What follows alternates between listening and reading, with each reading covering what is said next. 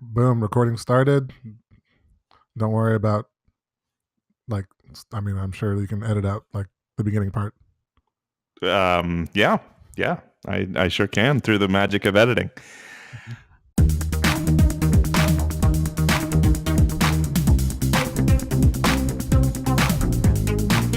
Welcome to the second episode of the Good Games podcast. I am James. Welcome. I'm Leo. And today we are going to be talking in honor of, partially in honor of the Han Solo movie coming out next month. We're going to be talking some Star Wars. We're going to be talking our top 5 Star Wars games, and we're going to have a review of the cult MMO Star Wars Galaxies. But first, Leo, are you feeling this Han Solo movie? Do you have Disney burnout of Star Wars yet? We're getting a lot of Star Wars movies. I was about to ask you the same thing because just from viewing the trailer, I'm not like super sure about this Han Solo movie. Is that the general consensus about it? Yeah, I guess that's the general consensus. It just seems kind of. Okay, well here's my thing. Let me bust out my film nerd real quick. So the original directors were Chris Miller and Phil Lord, who did the Lego Movie, which I absolutely love. The Lego Movie. They were canned by Lucasfilm pretty far into production, and Ron Howard was brought in. Ron Howard, who has done oh come on, the Da Vinci Code. He did a bunch of like thrillers like that. Anyway, Okay. so he was brought in to quote unquote save the movie, which I am just really curious. I mean, we're gonna get what we get in May with this Han Solo movie, but God, I would love to see the original cut of this movie that was done by Chris Miller and Phil Lord. That would be interesting. Yeah, I wonder how much of their fingerprint is going to be left on this movie. Well, I mean, it's like we're all going to see it anyway, right? It's Star Wars. Oh, of course. Yeah. They're going to make a bunch of money regardless. Yeah. We're just going to either love it afterwards, or we're all going to, treat it like the prequel films. So, well, that's really what it comes down to. Hopefully, it's not prequel bad. Yeah, that's the bar to me. So, what else has been going on? Shout out to my sister. I didn't mention on the last podcast, but she was recently married. So whoa, that's big. Congratulations. Yeah. Congratulations to her. Yeah. I've been married going on 8 years this year, so marriage is awesome. That's insane. 8 years? Yeah, it was 8 years for me. And I'm not even at 1 yet. Yeah, well, marriage is great, man. I was talking to a guy at, I guess that's another new thing. I was at a Magic tournament, which I play Magic the Gathering a lot. And there was a guy there who just got married a few months ago, and I was like, "Isn't marriage great?" And he was like, "Yeah, I don't get why it gets such a bad rep. Marriage is awesome." Yeah. I mean, correct me if I'm wrong, but I think it's fantastic. No, it's been a pretty good year so far. I mean, we're not quite at the year mark, but it's been good. So shout out to the newlyweds and all the other newlyweds out there. Yeah, shout outs to those newlyweds. Yeah. So what about you? Anything else? How's your move going? Oh my God. Well, good. We got most of the big stuff moved over. We just we got to get the rest of our garbage out of the old apartment. I have so much stuff. You do. There's just stuff that I'm finding that I had forgot that I had even owned these things, and like if I forgot that I own them, like do I really need them? I think you could probably put most of your stuff in like a museum of nerd like collectives. Like when I come over and like stay the night or something, it's just, I'm like in awe. I'm like walking through your hallways and looking at your shelves and stuff, and I'm like, this is like a classic piece from the era of whatever Lego set. Yeah, but that's just all just garbage that I now have to move. I don't know. I'm probably gonna throw most of what I own away. I don't want to own, because here's the thing: we're still renting. When we eventually buy a house, I don't want to have to do all this again. I want to own as few things as possible. I just want to own the things that I need to own. I definitely relate with that. We kind of purge like every 1 or 2 years, every 2 years or so. I would say we kind of do like a yard sale, and that's a good way to get rid of stuff and still make a few bucks. That Get also out sounds there like and a lot of work, though, and I'm a lazy guy. kind of. I mean, yeah, but I don't know. You get paid for it, so it's not like it's work Yeah, for nothing. that's true.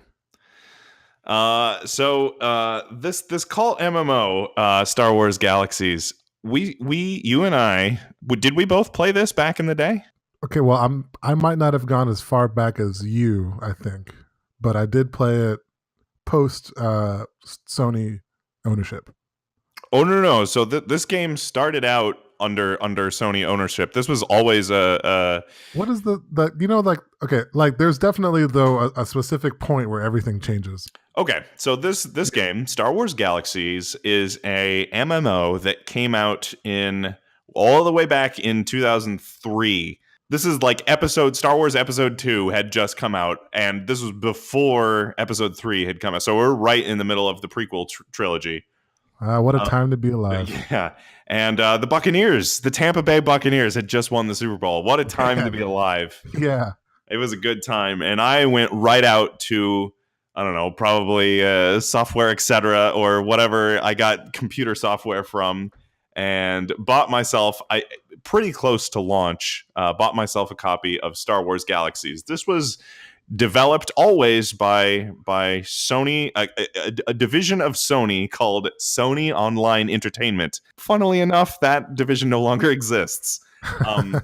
So what you're referring to when you said that everything changed, this game came out in 2003. It had a pretty good run. There was several expansions between 2003 and 2005. Now, at 2005 is when they introduced the combat update in an update that they called the New Game Experience. Bum bum bum. So before the combat update, the way the combat worked was just kind of, it was more or less like any MMO, like World of Warcraft. You had a bunch of abilities that you could click on during combat, and all of these abilities were on cooldown timers. Then after the combat update, they tried to make it more like a first-person shooter, which sounds really interesting, right? Because there's not a lot of MMOs that work that way, but it was not implemented particularly well. And the way it boiled down to basically whoever could click the mouse the fastest was going to win in combat. You could just mash on your attack button. And this combat update was not well received at all. The player base revolted. A lot of people quit the game. The player base kept shrinking and shrinking and shrinking. And then finally in 2011, Sony shut the game down for good. There are no official servers of this game running. However, you and I both know that there is a emulated server that runs. There are several emulated servers, but there is a team of people. They call their emulated server SWGEMU.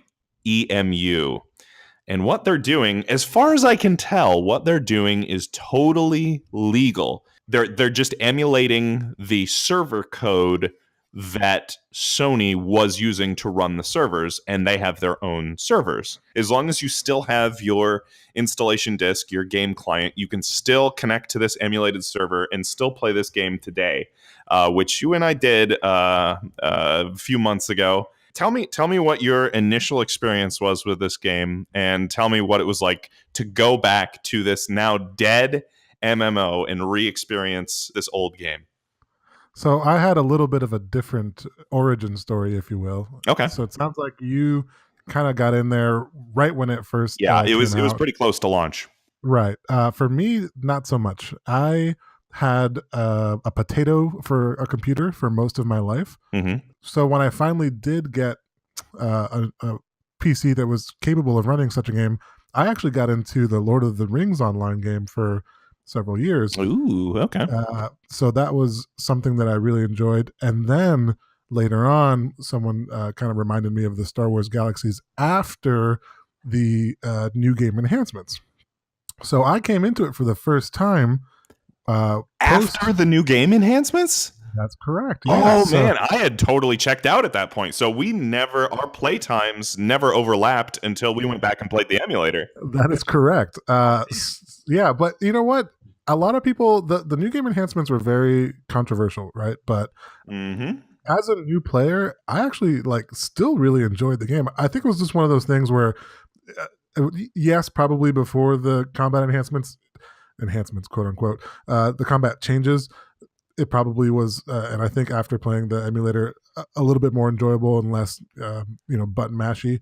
Yeah, so you actually have a great point of comparison because Yeah, you played the quote unquote enhanced version first, and then went back to an older version of the game. right. Yeah, Ah. it's an interesting experience. So now going to the emulator, still to me the same great game. Like the combat doesn't make or break the game to me, Mm-hmm. but I do think that the combat is way more enjoyable actually on the emulator than it was on the live version that was kind of post combat Well, it's changes. it's totally different, right? Because I mean, this is like World of Warcraft style, where you Yeah, just have abilities that are on cooldown.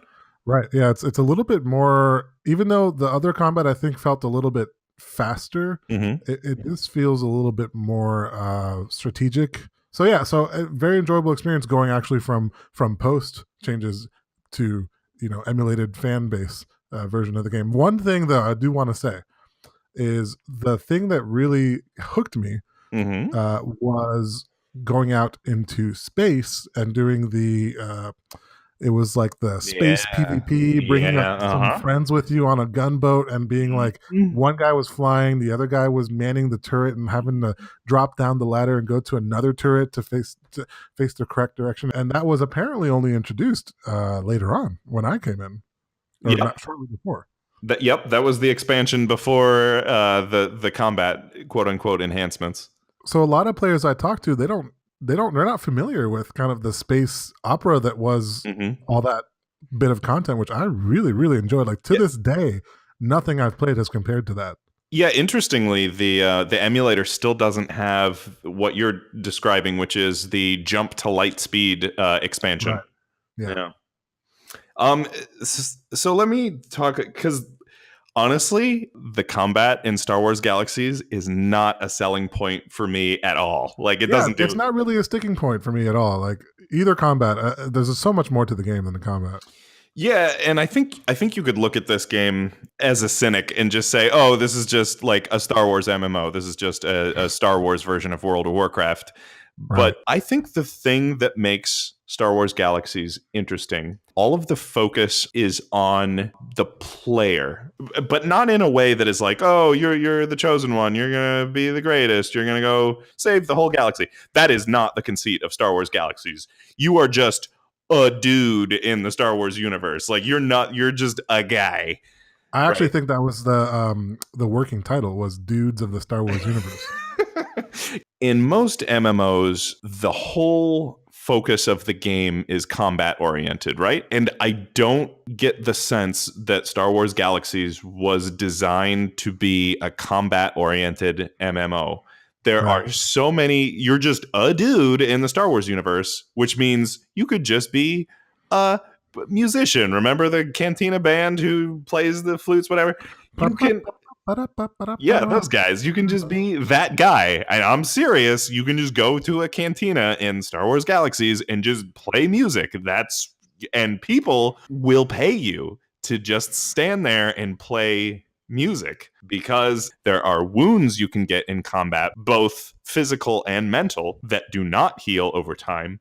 And if you have Mhm. mental wounds, you have to go to a cantina and listen to music or watch a dancer. If you have physical wounds, similarly, you have to go to a doctor and the doctor can treat your wounds. So also, you could just be a Star Wars doctor guy. Like, remember that droid who like fixes up Luke in The Empire Strikes Back? You can just be that droid. You can just heal guys all day long. Right. You decide what you want to do in this game to a degree that doesn't exist in a lot of other MMOs. I felt there was a great deal of freedom to be not just a shooty bang bang guy, but you can just make Star Wars clothes. You can be a Star Wars tailor. Like you can just do that. You know? Yeah. I mean, and like you said, a lot of like, for example, the more recent Star Wars MMO is what people would consider theme parky, where the story is all about you, Yeah. and every player is the most important character in Yeah. their like, iteration of the story or whatever. It's fine, but in this, like you said, no one in particular owns the story. You kind of Mhm. go out and make your own story, but they've what's key is that they've allowed it to actually be relevant in the game. So if you Mhm. want to go and just make a Twi'lek dancer who, ran away from her parents, you kind of role play this whole bio or whatever. A lot of people can do that through role play in a game and Yeah, role play. yeah, I've noticed even like in the in-game UIs and the menus and stuff, you can set your status as like, oh, I'm role playing, like I am like hardcore, like I am this character, you know? Yeah. And you can even put your own little bio in there so people can see that when Yeah, they yeah, click on it and yeah. stuff. It's very story driven, but you're making your own story. Right, right. It's not this kind of already created theme park like you're on a roller coaster and you're, going from point A to point B Exactly. and they've already written everything for you. But here's the key. The key is that it's not just a role play thing. Mhm. It's literally in order for some people to beat a certain boss or to do better in player versus player combat or to get through certain content, they need to go and get these wounds healed or get these buffs and enhancements to their stats, which they can only do by going into a cantina and watching a dancer or listening to music. So a lot of MMOs have the crafting and all that, but when it's not important or relevant to the completion of the game, it kind of goes by the wayside. But in this game, they did a really good job of making people very relevant if that's one of the things that you chose to do. One Yeah, of those other. not yeah, yeah, exactly. Like, not only is it relevant, like it's totally relevant, but also that can just be 100% of what you do in that game. Like, you can just make clothes or make weapons and make armor. Like 100% of the time, that's all you do is make clothes and weapons. And if you enjoy that, people will pay to have those services. And also, they made it fun to do because you can't Yeah, have yeah, someone yeah. doing that 100% of the time and hating the system that you're doing it in. Like, it actually was enjoyable to go out and get when you're a musician, you have to like learn the different skills to play the certain instruments and go Mhm. out and buy a new instrument and learn different songs and stuff. So like they make it fun to do these things. It's not like a minor thing that they added at the end. And I'm glad you brought up that concept of theme parks because there is some of that theme park content in the game. So, for instance, you can go join the Rebel Alliance and you can meet, Leia or Han, and they'll give you like a whole bunch of missions to do, which are very thematic.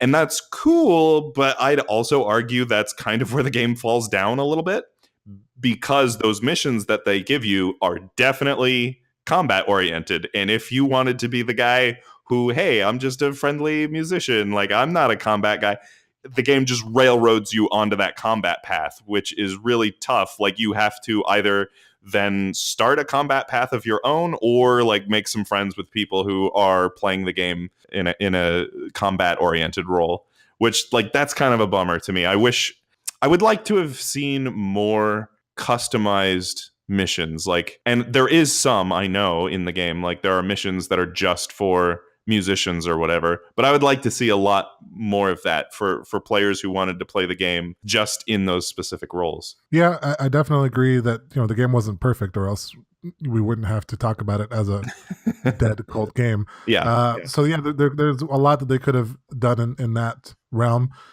On the flip side, too, though, it made for some really interesting interactions with players where you were like kind of a rugged mercenary, and mm-hmm. you went into the cantina and met a dancer who really needed to go do this mission, but she needs a big, strong guy to go take care of those rancors for her or Mm-hmm. whatever. Mm-hmm. Yeah, yeah. Yeah, and it was fun, but you're right. If your sole entertainment came from non-combat experiences, there Mm-hmm. could have been a little bit more on that side of the theme parky side of things.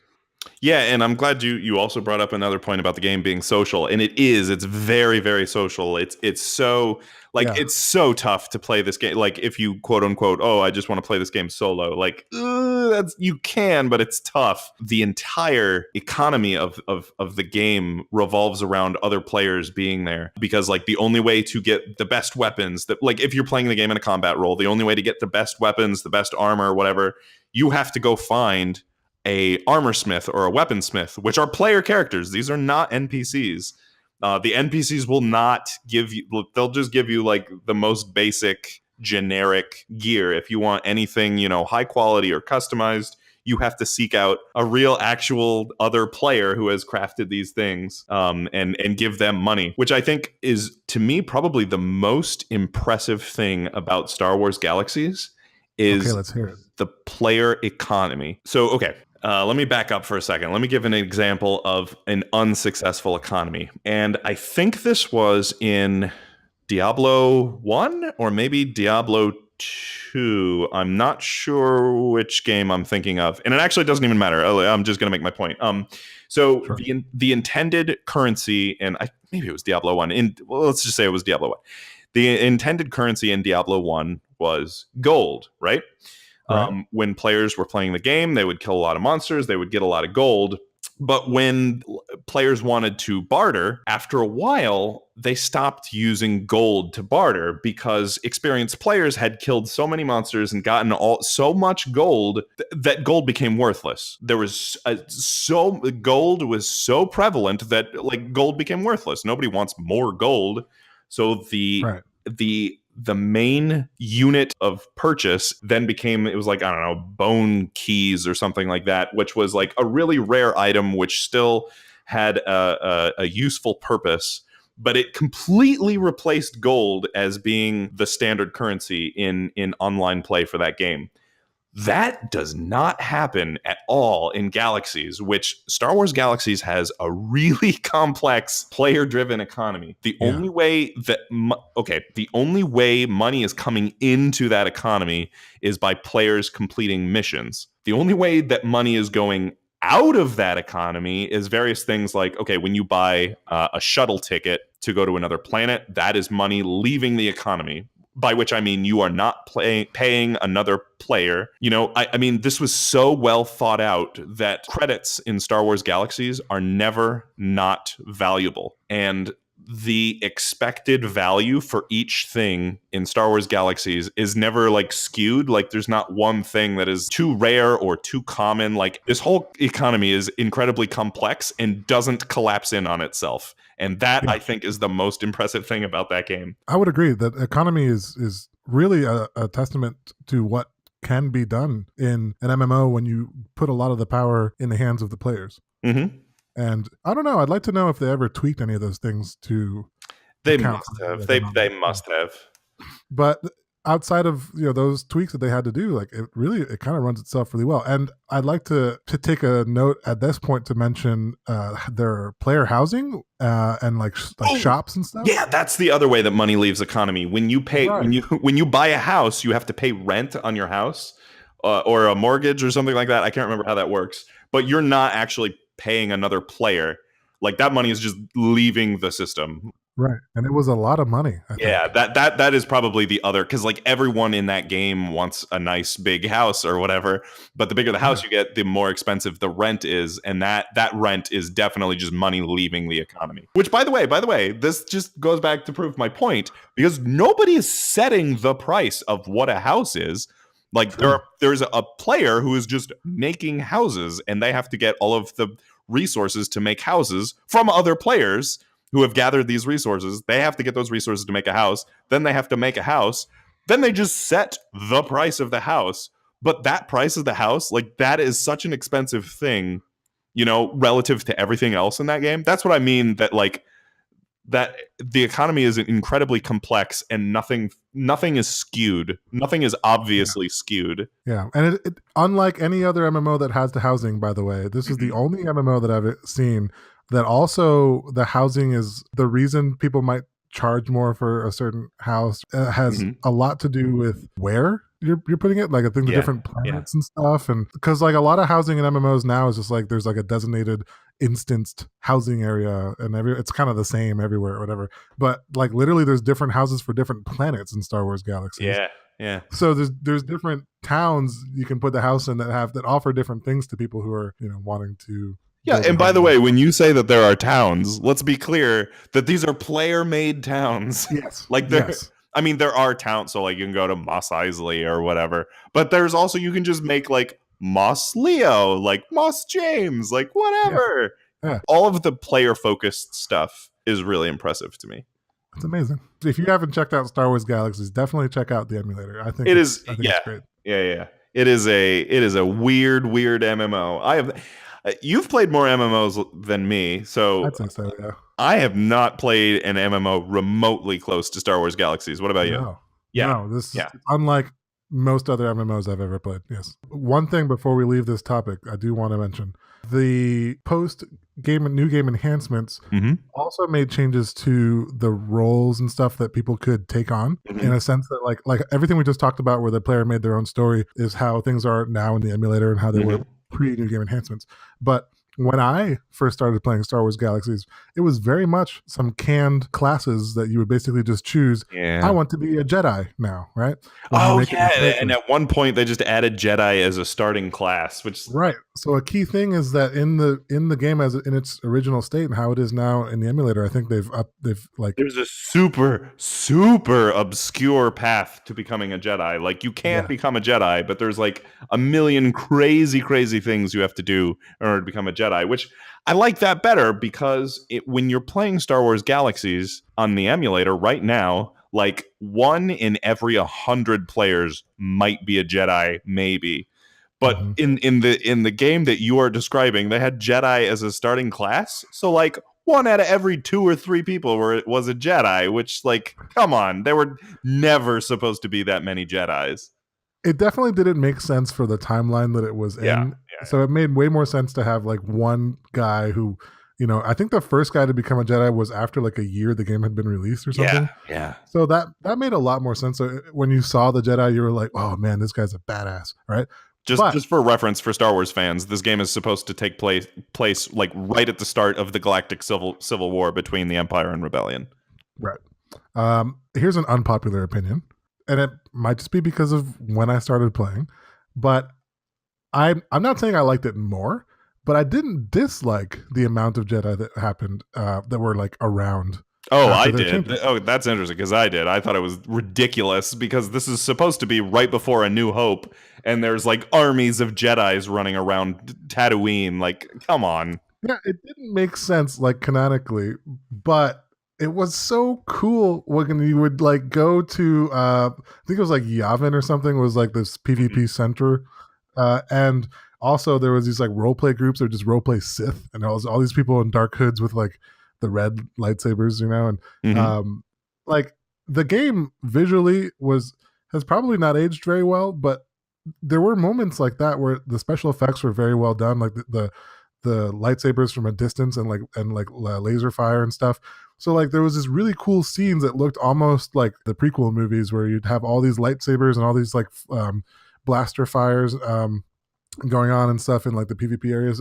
It was really cool. Although I do think for the sake of the correct setting, I think that the more rare Jedi it made more sense. But yeah, because I remember like one time when I was playing, I was like I was on Naboo or some planet or whatever, and I saw a Jedi come through a spaceport, and it was the first Jedi I'd ever seen. And I was like, oh my gosh, like a Jedi, which like in the Star Wars universe, that's how that should be at that point in time. That is the correct amount of Jedi, where somebody sees a Jedi and goes, whoa, a Jedi. Yeah, no, that's true. They definitely like they nailed it really the first time that they had done that and designed that approach to Jedi.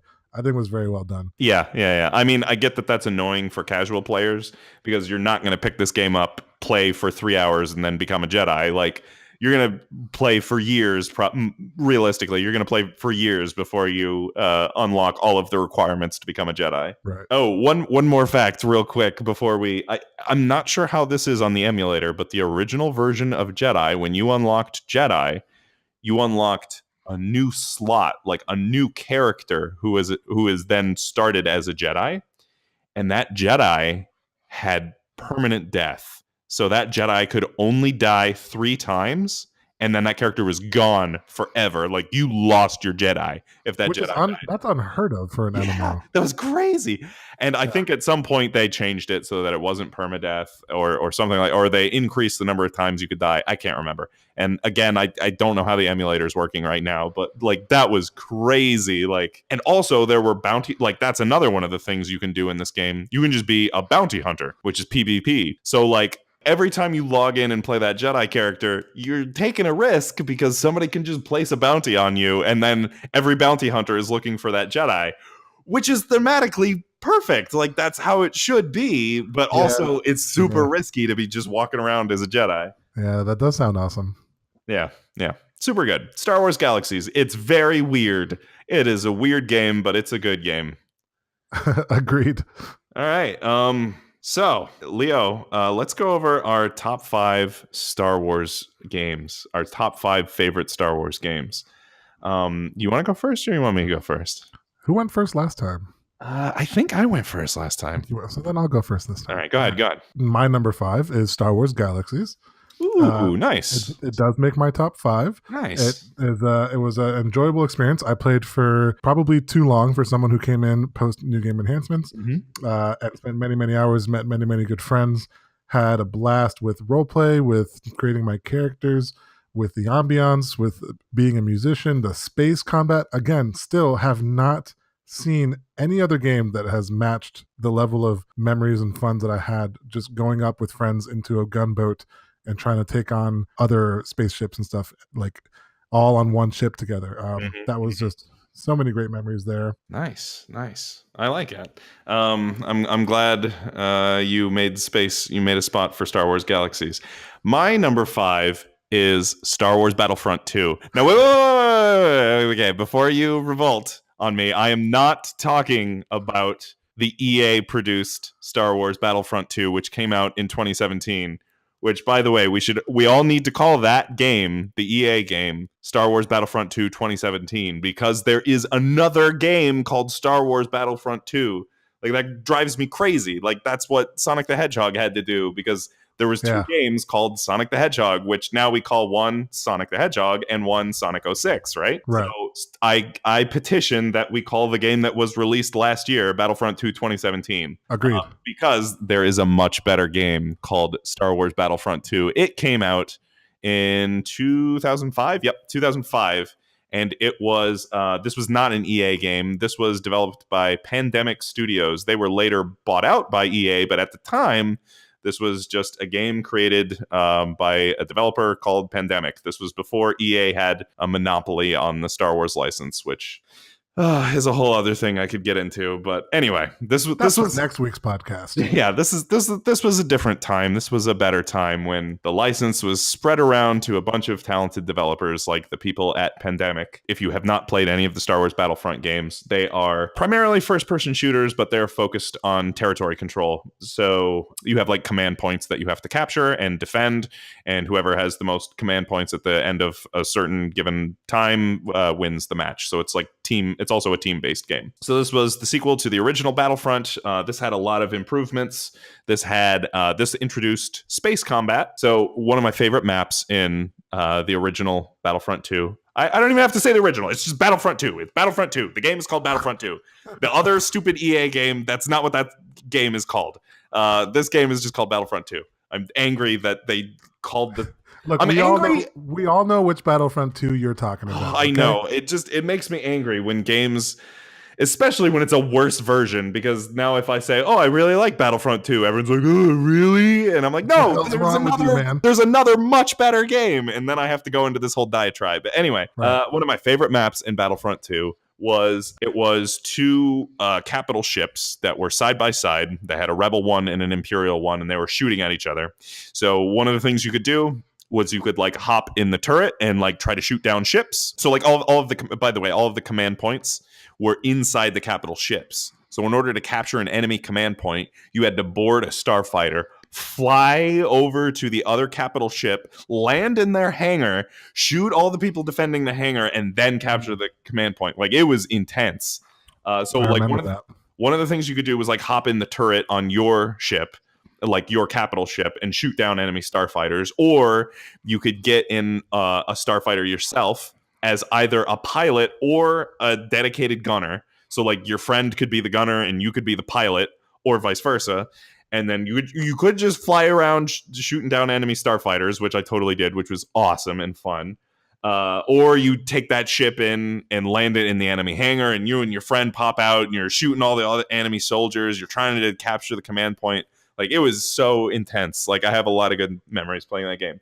Anyway, Star Wars Battlefront 2 is a great game. And don't confuse it with a much worse game.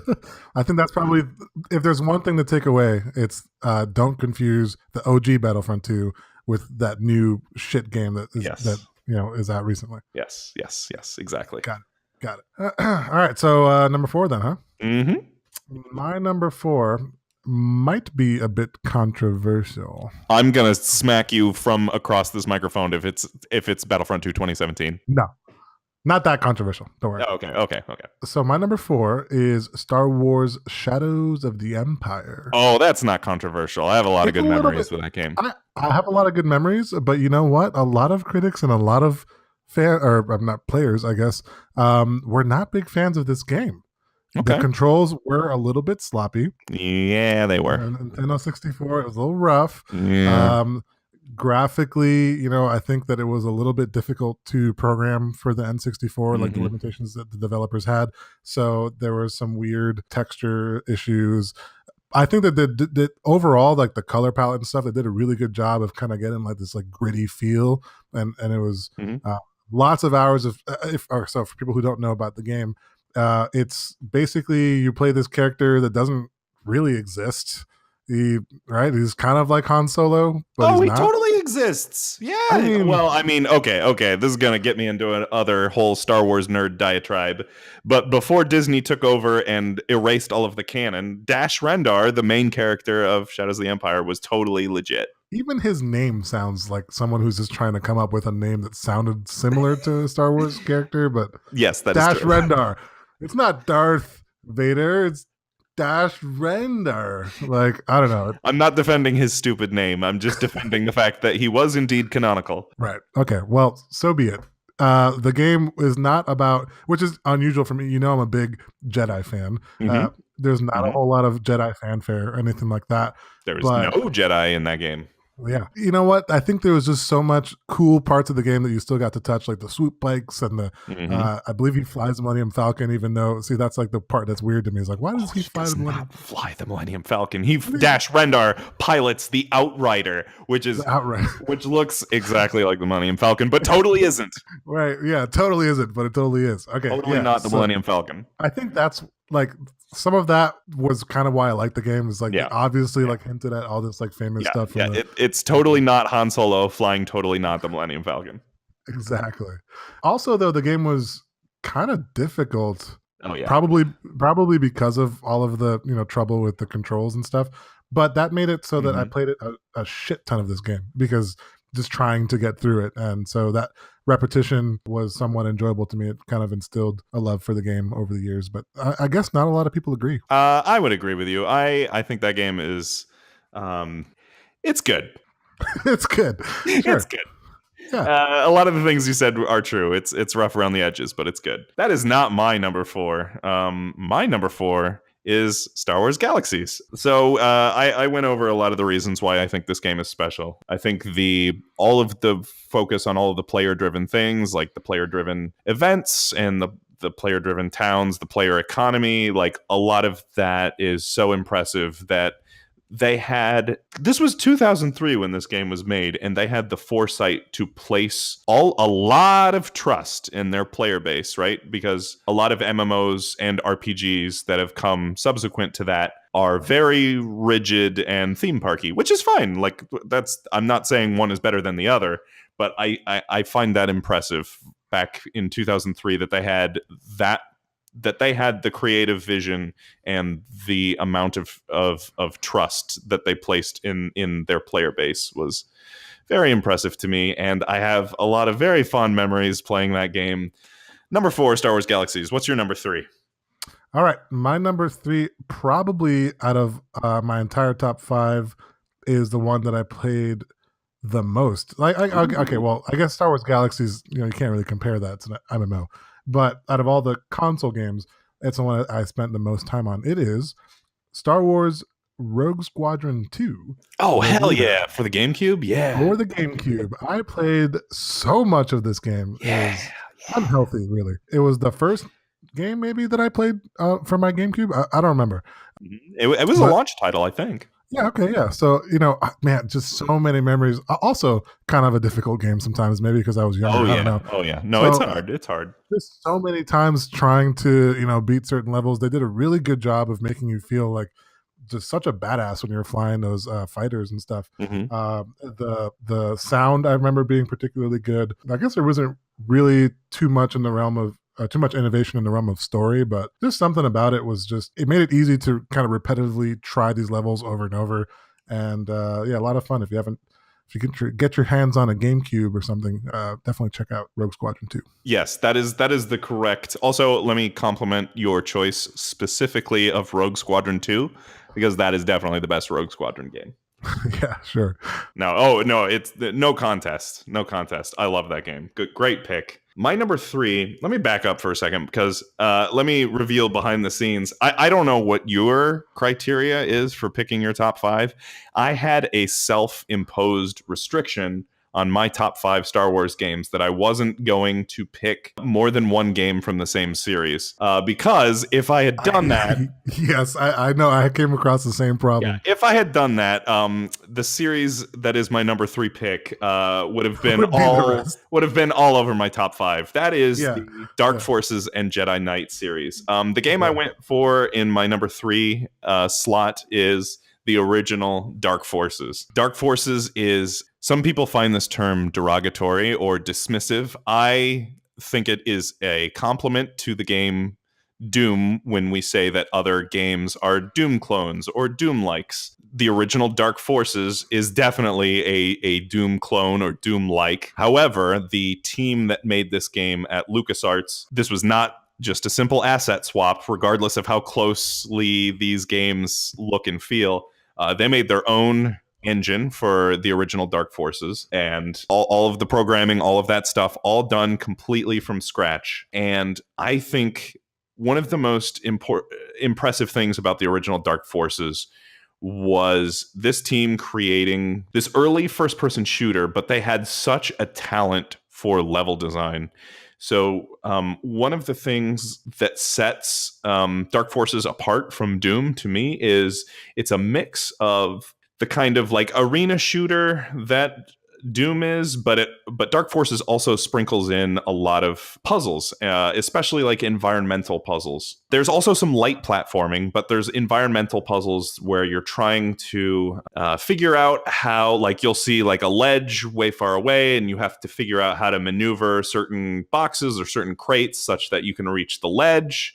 Or there'll be like a certain pattern of buttons that you have to pay attention to, and you have to remember a certain combination or something like that. It really exercised not only your like twitch aiming and shooting like any other first-person shooter does, but it also brought in an element of puzzle solving, which really engages your mind. So it's not just a shoot 'em up game, but also you have to do a little bit of thinking. Also, I will say that I love all of the Dark Forces and Jedi Knight games. So that's Dark Forces, Dark Forces 2, Jedi Knight, Jedi Knight 2, Jedi Outcast, Jedi Knight, Jedi Academy. All of those games are very, very good. And I could have made a top 5 of just Jedi Knight games. But anyway. Well, it's funny that you mentioned bundling them up like that because, yeah, I had the similar problem. I think that if we didn't kind of bundle the similar game series together, it would just take up most of my top 5. Yeah. My number 2 is actually Dark Forces 2,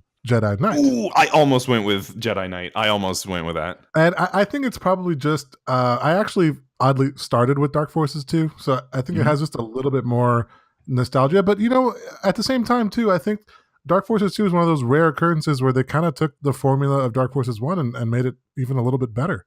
Because Dark Forces 2 has a lot of like 3D platforming and stuff, which is really fun. Yeah, and they also kind of like evolved a little bit on the I felt like the shooting and stuff. Like I remember enemies would like be smart enough to get behind cover a little bit. It was kind of difficult sometimes, the first person shooter aspect of it, but the environments too. Like, oh man, like I just remember being kind of in awe. Like I felt like you're really there in these environments. Like, God, the level design is so good. yeah, the level design was just great in that game. And to be honest, I don't remember that much about Dark Forces 1, but I feel like as a Jedi fanboy, Dark Forces 2 really like played on that a little bit more, like a little bit more heavily to me. There was some really like epic interactions in the story with the Dark Jedi and stuff, and just I mean the story was just like moving. It was actually like a really good story. Like I really loved it. So that's Have you played it recently? no, but that was my memory of it. I have, and let me remind you that those cutscenes are full motion video with real actors. Yes. They go on a little bit. They're a little bit of a cheese fest now. Okay. Well, you know what? Cheesy as they are, I like cheese. Okay. It's delicious cheese. I also love cheese, and it's some good cheese. Here's why I explicitly say that. It's because also on my list, like in my number 2 slot, I consider it Dark Forces 2 / the Dark Forces series. So like to me, it's all encompassing. Like all those games are my number 2. And I would say that a close honorable mention for taking the actual slot would have been, I think it was the third game, Jedi Outcast. Right? Yeah, I think so. So in that game, they did away with the live action story, Yep. like cinematics, right? I didn't like that as much. I missed the cheesy live action stuff. So so to me, I don't know. It kind of, I don't know. It sounds cheesy, but I really enjoyed that. There's some pretty good cheese in those games. Yeah. My number 2 is Star Wars Knights of the Old Republic. So this is a RPG by BioWare, which you may know BioWare for the Mass Effect series, and in a lot of ways, Knights of the Old Republic and its sequel, Knights of the Old Republic 2, are the spiritual predecessors to Mass Effect. But this was the first game that I can think of that really allowed you to just really put yourself in a Star Wars character and really role play. And this was, I mean, now it's kind of a meme or a joke or whatever, but especially from Mass Effect with the whole Paragon Renegade thing, which came from Star Wars, because it was they gave you a story, and then you would have to make a choice. Would you take the light side Jedi action or the dark side Sith action? But that was like really cool at the time, because I had multiple playthroughs. So my first playthrough, I of course did Sith and was just the most evil person and picked all of the evil actions, because I thought it was hilarious when somebody who is legitimately trying to be nice to you and give you what you want, and you're still just a jerk to them and force choke them or whatever.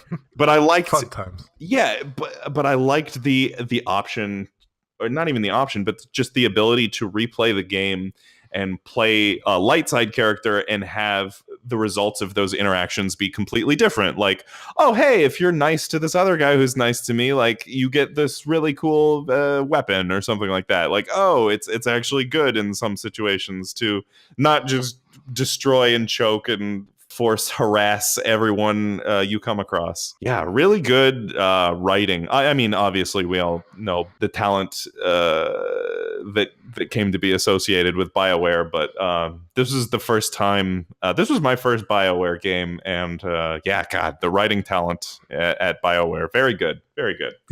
Yeah. Actually, that game takes my number 1 slot. Whoa. Yeah, Whoa! I'm giving number 1 to the Old Republic Nice. slash the KOTOR series as a whole. Okay, yep. I think that honestly, the KOTOR series would have been like my top 3 games. Would have been KOTOR 1, 2, and the Old Republic. So I was just about to ask if you included the Old Republic as part of the Knights of the Old Republic series. I will include it. It's very much not like the other ones, but when it comes to MMOs, it did kind of what KOTOR did for other RPGs in that it provided a much more in-depth story, unlike any other MMO. So I think I include it in the series, but KOTOR 1 specifically, like you said, it was also my first BioWare game, and also my first game where you got to experience the whole do-gooder versus evil son of a bitch. And you know this about me. When it comes to games that give me choice like that, I am like physically incapable of choosing the good stuff for too long. I don't Yeah. know what it is. It's You like just these get games. bored. Like, I need to stomp this guy out. I mean, there's games, other Bioware games usually, that literally people told me they didn't know that you could do certain things. Like, how did you kill that character off? And I'm like, well, I just am a dick. I just somehow managed to kill this one character. That's the only healer in the game, dude. I'm like, oh, damn it. Right. But that was great to me, like this freedom. And also, like you said, the writing was just impeccable. It was great writing, Mhm. great ambiance, great setting. Like, I haven't played a game that was thousands of years before the movies that we knew and loved. So just a fantastic game. It's always been my favorite Star Wars game ever. Nice. Would you like to know my favorite Star Wars game ever? I would be very curious to know what your number one, although I think I already know it. It is Star Wars TIE Fighter. Did you guess right? Boom. Yeah. I did guess right. Hey, this is a really, really good game. It's so good. Star Wars TIE Fighter is an oldie but a goodie. This came out originally in 1994 for MS-DOS. Wow. Yeah, this is an oldie. And before people cry foul, because I know I took points off of Ocarina of Time last week for being an old game that's on older hardware, and it's kind of inconvenient to play that now, and and graphically it doesn't age well. All of these things are true about TIE Fighter also. It is available on the Steam store right now, but it does not work great with Windows 10. You might have to spend some time configuring certain options and whatever so the game doesn't immediately crash when you boot it up. And when you boot it up, you are going to be treated to some MS-DOS graphics. But yeah. And also, the other prohibitive thing about TIE Fighter is you absolutely, if you want the premium TIE Fighter experience, you need a joystick. You need a flight stick, which I understand that nobody in the world has flight sticks anymore, except for me. And the only reason I keep my joystick around for my PC is just so I can play TIE Fighter. That's how much I love this game. I have a dumb joystick. I'm staring at it right now. It's on my desk. I have a keyboard on my desk, a mouse on my desk, and a dumb joystick on my desk. And the only reason I have that thing is just for TIE Fighter. That's how much I love this game. And also, so that when people, ask you what you're doing at the computer and you say you were playing with your joystick, it's, No, I'm legitimately playing with I am in my TIE Fighter. Yes. I think it's worth it that alone, yeah. Yeah, absolutely. Do not play this game. Do not play this game with a mouse and keyboard. It will be terrible, I promise. You might be able to get away with a gamepad, like a standard controller, but you absolutely want a joystick because a lot of this game is okay, what TIE Fighter is it is a flight simulator. So if you remember back to the 90s, flight simulators were kind of popular.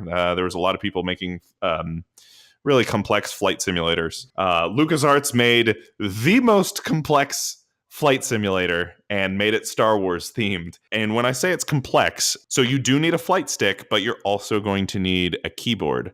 And almost every single button on your keyboard does something, and it's a different function, right? So like one of them might be like switch to torpedoes, and one of them might be like, oops, that's the eject button. That's the emergency eject button. Like there's like, I promise you. So it really feels like you're in the cockpit basically, and if you hit the wrong button, you'll exactly. And I mean that's what these flight simulators were designed to do, was put you in the cockpit. The thing that makes me keep coming back to TIE Fighter is, first of all, the theme. This captures the Star Wars universe better than any other game, and I'm serious. Like, even including the Knights of the Old Republic, which I love BioWare. I think the writers on BioWare are fantastic. The people that made Star Wars TIE Fighter were hardcore Star Wars fans. There are like deep cut references to so like one of my favorite characters in the Star Wars universe is Thrawn.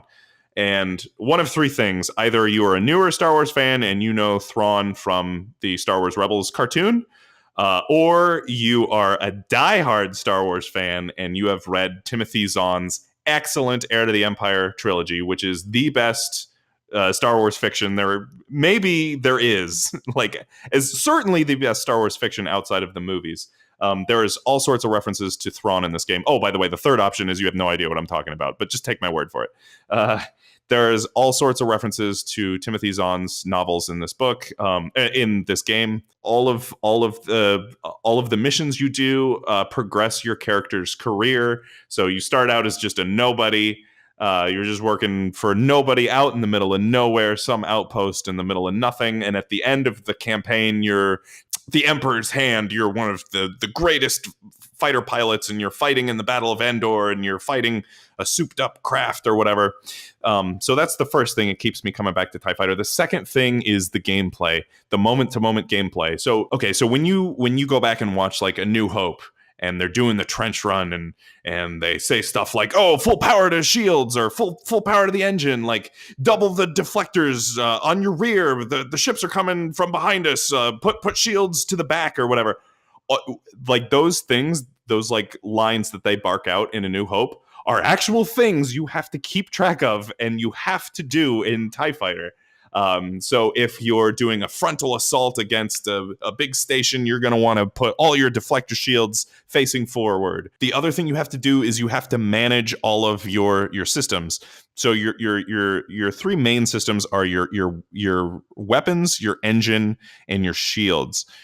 So when they say like full power to shields or whatever, you can do that in TIE Fighter. You put all your power in your shields, but you're taking power away from your engine, so that means your craft is going to fly slower, and you're taking power away from your weapons. So maybe your weapons aren't charging as fast, or not charging at all, which could be a problem because you got max shields, but when you're getting up close to your enemy, maybe your lasers aren't going to be charged, which is also a problem. So you're just constantly managing the balance between your weapons, your engines, and shields, and then later on they add another system that you have to balance. And just the dogfighting. God, I love this game. It's so good. It's so good. And the heartbreaking thing is, Leo, we're not going to get another game like this. EA is never going to make even if there was not an exclusivity license between between Lucasfilm and EA, such that EA is the only one who's allowed to make Star Wars games, we'd probably never get another game like this, just because it's so specific, right? Like it's just for people who like really complex flight simulators and have a joystick lying around, and also just happen to like Star Wars. Like it's very specific and targeted. But if you are that person, if you like really complex flight simulators and also Star Wars, and you have a joystick lying around, TIE Fighter is the best Star Wars experience you can have playing a video game. All right, so let's get this podcast over with so I can play TIE Fighter. Okay. Recommendations. What do you got? What do you got this week? What are you recommending for people? Any All good right. movies? Any good games? Any good products? What you got? So this week, because I'm still running off of some jitters from my last tournament, I'm going to be recommending Magic the Gathering, Ooh, a famous trading card game made famous by every other card game you've ever played, yep. because they're all based off of this card game. If you've played Hearthstone, Basically, yeah. if you've played Pokemon, if you've played Yu-Gi-Oh, if you've played any board game, like what is it, like Ascension or Dominion or they all have this game to thank. Magic the Gathering has been around for, as of next week or the week after, will be 25 years because the new expansion set coming out, Return to Dominaria, is kind of like their big 25-year anniversary expansion set. It is a game for nerds. There's a lot. I actually consider it, the way I sum it up to people is it's a combination of chess and poker. Basically, it has the statistical probability style strategy of poker, where you're just kind of playing to your outs and not counting cards, but you have X amount of copies left in the next however many cards, and what your likelihood is of drawing, etc. But with the strategy of chess, where you kind of have to think ahead, you have to know it's in your opponent's deck, so that you can think, well, if I do this and he's going to do that, and if he does that, then I have this option or this option. So it has this cool mix of strategy of both those games. Some people don't like the randomness on the poker side of it, the probability side of it, and so they've made other games like Hearthstone where your resources to play cards are not random. Like you're guaranteed to get this amount of resources. I don't like that as much. I like the randomness aspect of Really? it. Wow, that's Yeah, controversial. and I'm a poker player, so Okay. there's actually a lot of professional poker players who also play Magic and vice versa, because that playing to your outs, probability of the strategy behind that, and also like being able to kind of like bluff, that you have certain things and stuff. All of that is kind of in this game, but it's full of fantasy with elves and knights and dragons and goblins and all that stuff. So it has great artwork, and it is fun for the nerds as well. So check it out. Yeah, I didn't realize it's 25 years old. That's crazy. Yeah. You know what? I'm gonna audible. I'm gonna call an audible. I was gonna endorse something else. I'm gonna save that for next week. Hey, I'm gonna endorse a card game. Okay. I'm gonna endorse also a card game. It is called Android Netrunner. It is nothing like Magic the Gathering. They're both card games. Oh, okay. Well, they're both games, but so you listed a bunch of games that all have a lot of similarities with Magic, like Hearthstone and I don't know, basically every other card game. Netrunner is not basically every other card game. It is very different. It is extremely different and unique. The thing that makes Netrunner interesting is it's asymmetrical, and it's a game about computer hacking. And actually, quick aside, it shares the same original designer as Magic the Gathering, Richard Garfield. So that is one thing that they have in common. So you still have Magic to thank for the game that you love. Well, you have Richard Garfield. Well, okay. Fair enough. So it is an asymmetrical game about computer hacking. So one player plays the hacker or the runner, the net runner, and the other person plays a corporation, which is trying to defend its servers from this hacker or net runner. The other thing that makes Netrunner unique is in a lot of other card games like Magic or Hearthstone, you have fighters, and your fighters have a certain number of hit points, and you're just trying to kill the other person, or you're trying to kill the other person's fighters, or whatever. You're just trying to out damage the other person. That's not what's happening in Netrunner at all. You're trying to score points, which in Netrunner are called agenda points. The interesting thing is, though, the points are only found in the corporation player's deck. So the Netrunner has to hack into a certain server and see if he's going to find points or if he's going to find a trap.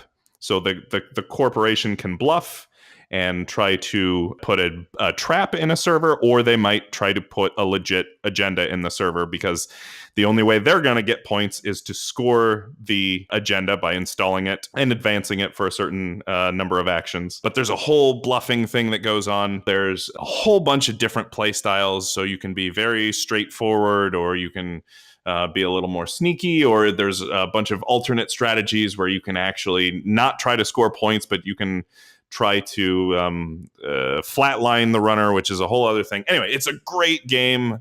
Check it out. If you have never played card games before, I would say Magic is a great place to start. If you are a seasoned player and you're looking for something new and different and unique, I would point you straight to Android Netrunner. Definitely. I think it's worth a look. I really enjoyed we've played Netrunner a couple times, and when you hear about it in a podcast and you hear servers and corporations and cybersecurity, that doesn't sound like a lot of fun. No, that sounds very boring. Yes. Yeah, but it actually is. It's very different, and when you actually play it, it's really, really interesting game. Yeah. You got anything else for this episode? I got nothing else, man. All right. Well, that's gonna do it for episode 2 of the Good Games podcast. We don't have a topic planned for next episode. We gotta after we hang up here, we gotta figure out what our topic is. Anyway, we will see you next episode, though, and there will be a topic. Yes. For the Good Games podcast, I am James. I'm Leo. And we will see you next time. See ya.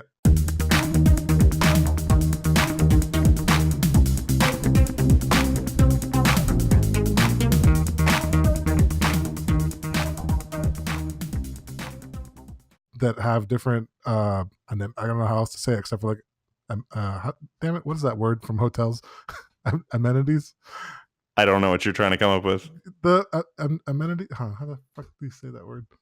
Yeah, you're saying amenity. I don't. Amenities. I Yeah, don't know if that's the amenities. word. Yeah. I think that's the word from hotels. Amenities where they offer, like we've got a pool and we've got a Yeah, gym and we've amenities. got free breakfast. Yeah.